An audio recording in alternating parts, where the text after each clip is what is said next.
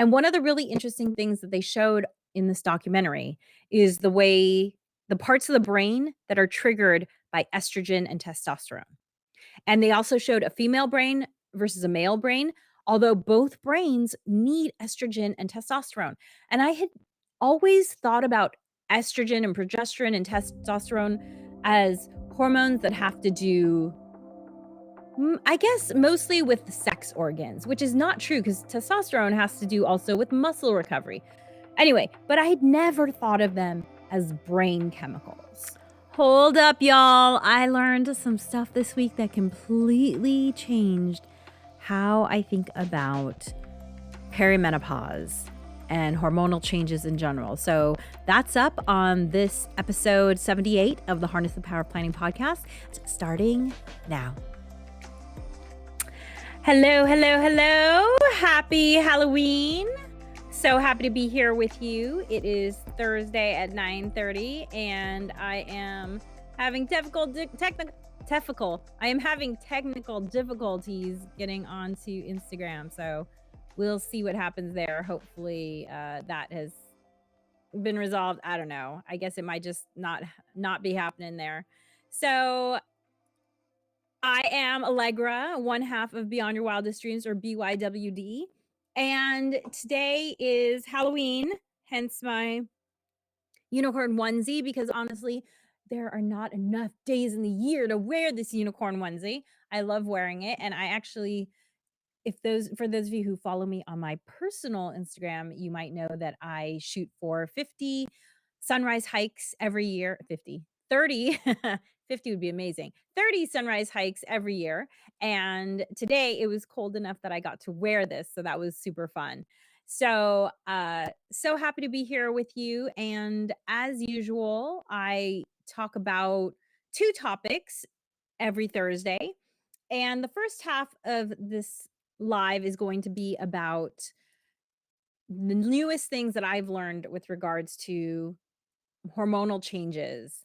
You can call it perimenopause, you can call it menopause, you can call it ovarian failure.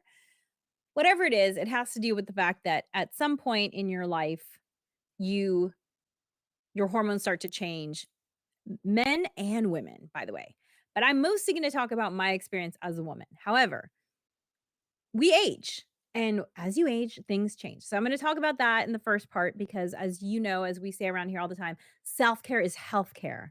And if you are not paying attention to these hormonal shifts, which are far more wide-reaching than I had previously understood until this week, and I'll tell you all about that.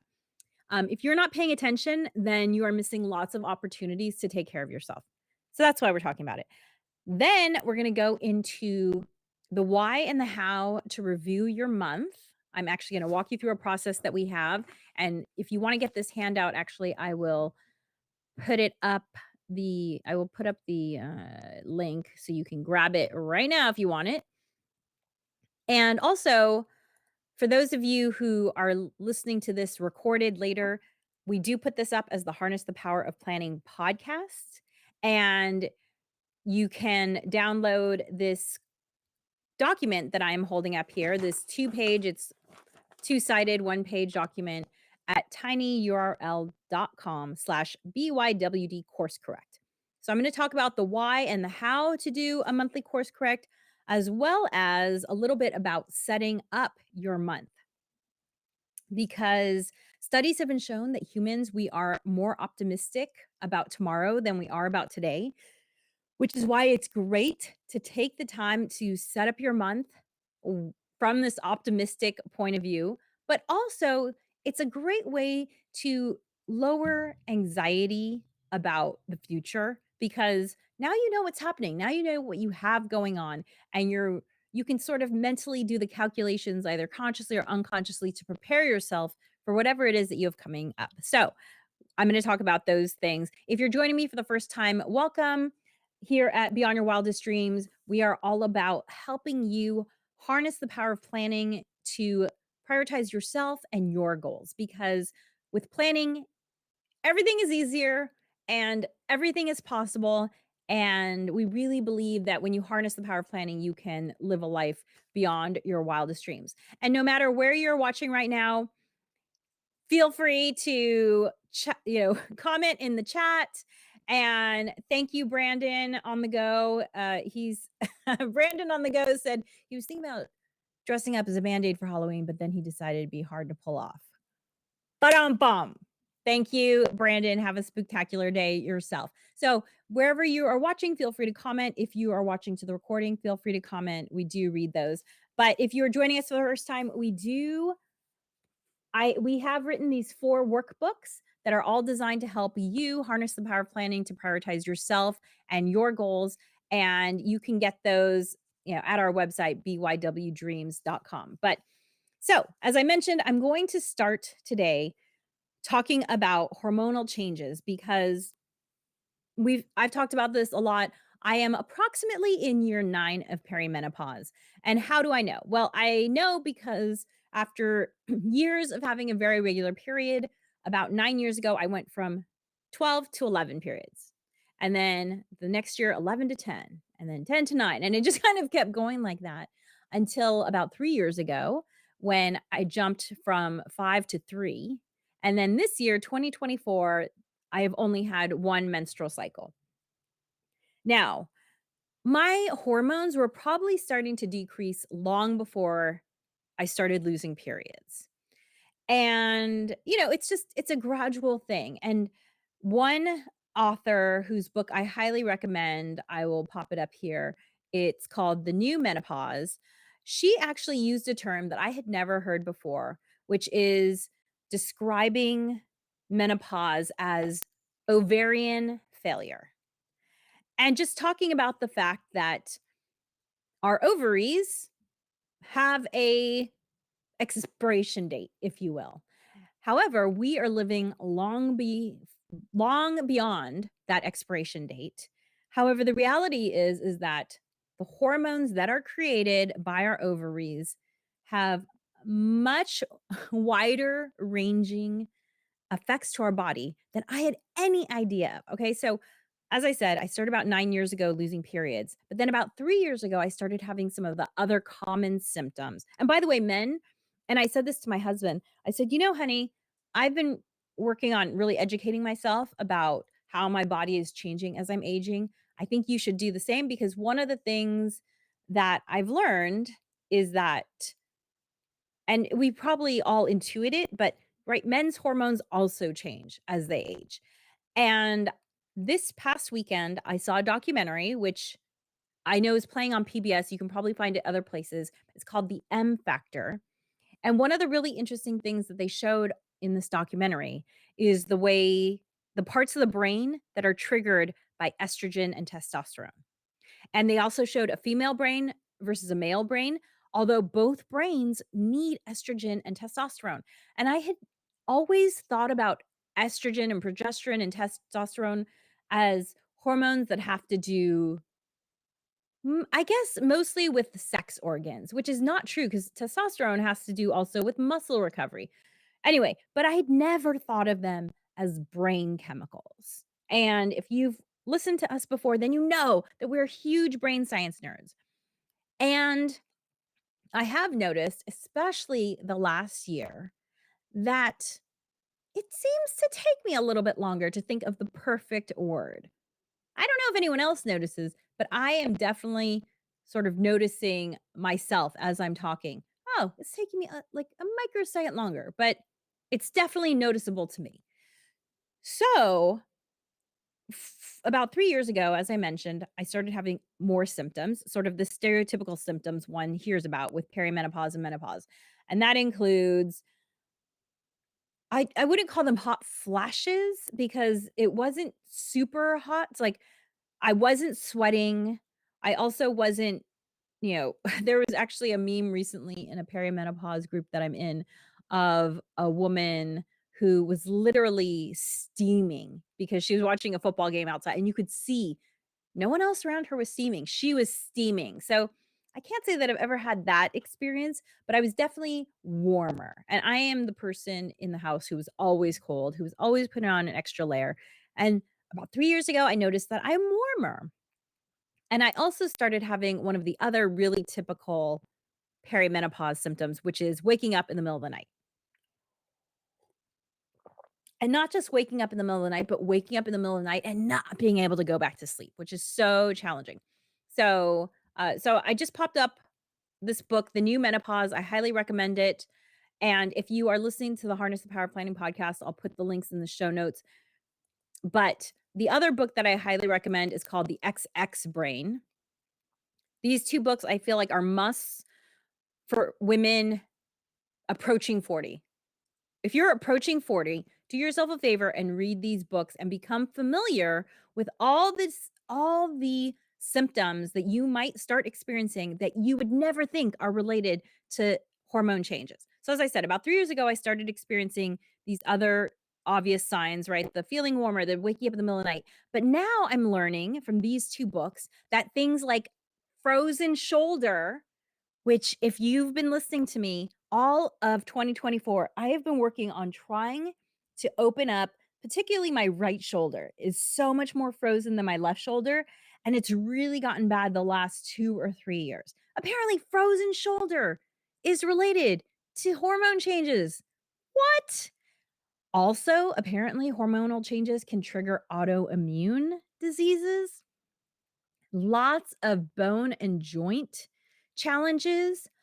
Of course, acne, that's another one, probably excess hair or thinning hair are other ones, definitely visceral belly fat. Okay, so they're all of these symptoms, and when she listed the number of symptoms and it was in the book, The New Menopause, where she listed all of these symptoms. I was shocked because it really does kind of read like a laundry list of, right, lower energy, brain fog, um, changes in body composition. So my huge shift in hormones seems to have started around 3 or 4 years ago. And the thing was I might have recognized it as hormonal changes if my father hadn't died and COVID hadn't hit. Because COVID and my dad dying sort of, threw me for a loop in terms of my energy level. And yes, I was more tired, but I was also grieving. So I didn't necessarily recognize the potential hormonal shifts there. And so after seeing this documentary, again, the documentary is called The M Factor. I highly recommend it. It's free, just Google it, you'll find it.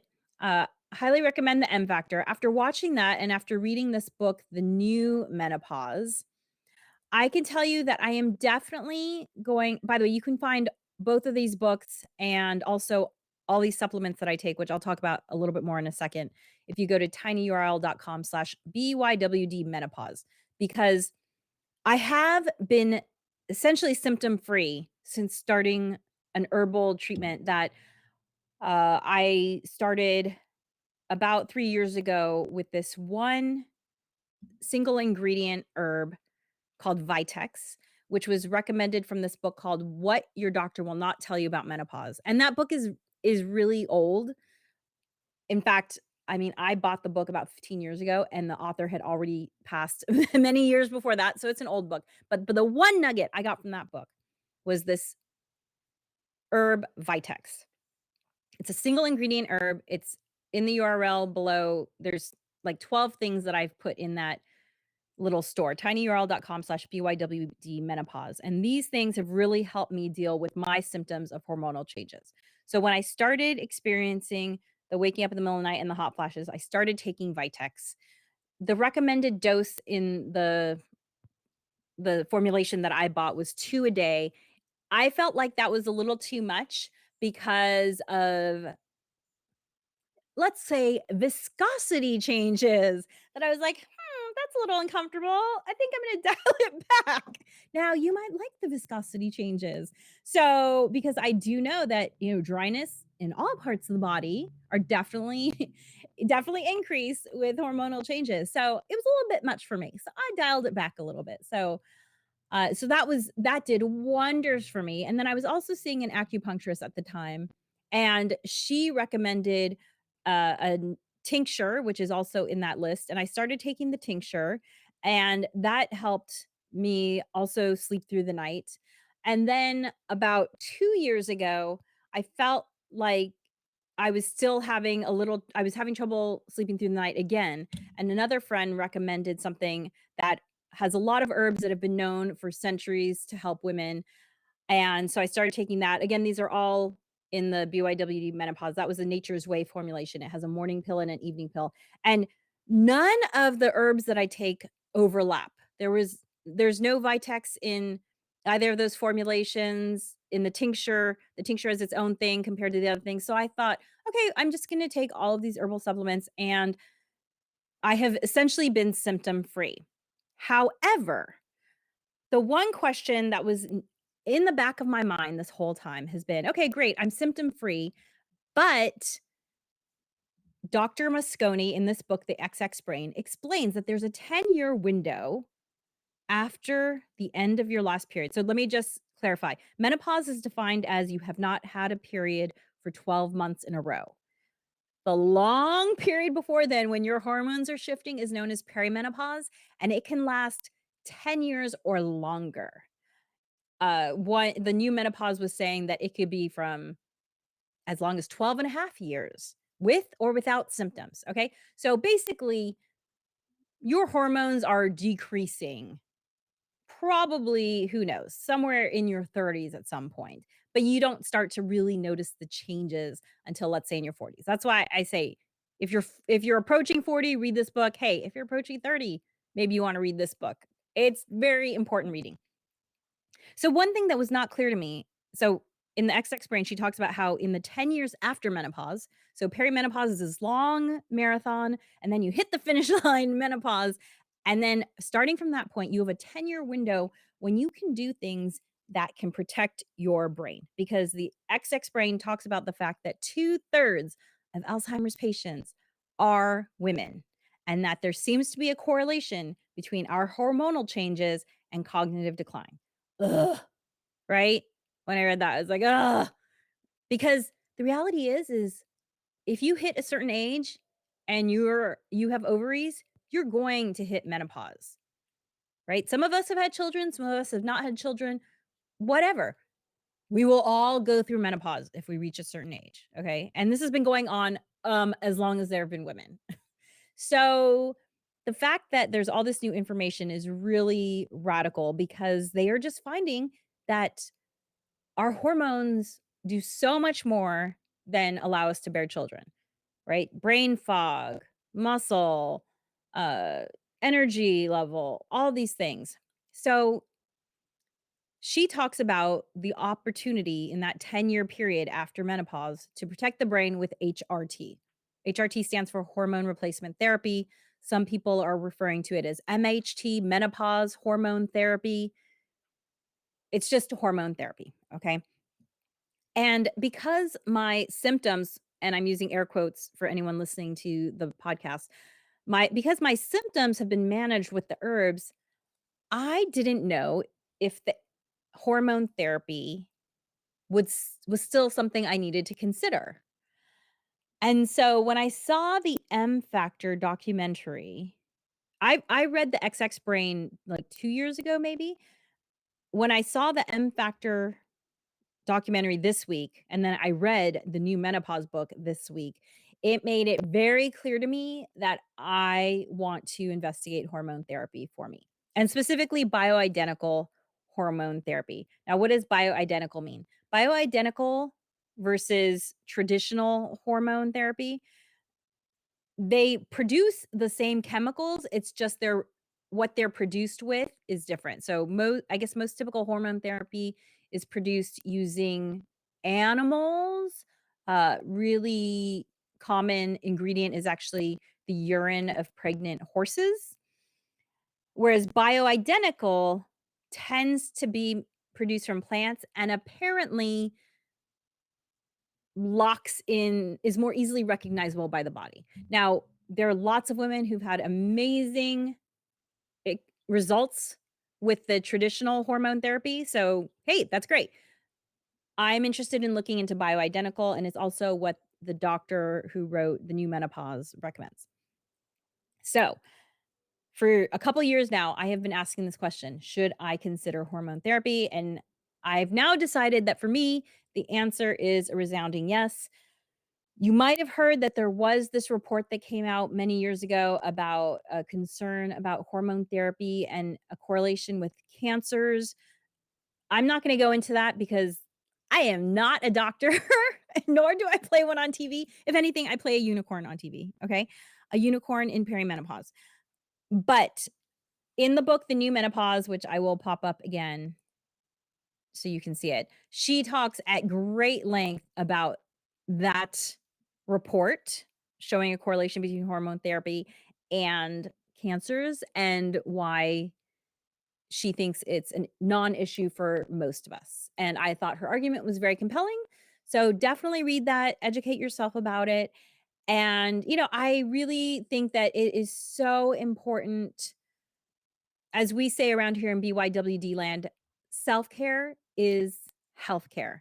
And it's never more evident than after reading these books and realizing, how important it is to get good sleep so that your brain can repair itself.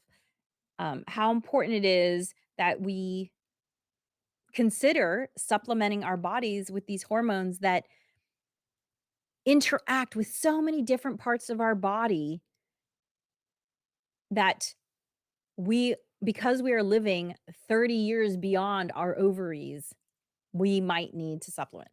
So that is what's been going on in my mind with regards to perimenopause, menopause, hormonal changes. It's exciting because I am looking forward to my brain working the way I am used to it working. And I'm hoping that hormone therapy will help me get there. So I will keep you posted. In the meantime, do your research, do your reading, or listen to the audiobooks. I will say one thing, the new menopause book, about half of the book is resources. So the first half is her talking about why this is important. And then the second half is, if you have this symptom, consider this. If you have this symptom, consider this. And, it's like 150 pages of resources. So while I'm usually all about the audiobooks, this book and the XX Brain, you probably want to buy physical copies because you're going to want to reference it regularly. Or the ebook, something where you can read it and click on the link and highlight, that sort of thing. So I would recommend the actual ebook or the physical book for these two books. Thank you so much for joining me today. I will see you next Thursday. And as always, if you want to re-listen to this, it will go up as the Harness the Power of Planning podcast. I will see you next week. Dream wild, wild dreamers. Thanks for joining us for the Harness the Power of Planning podcast. Be sure to like and subscribe wherever you listen.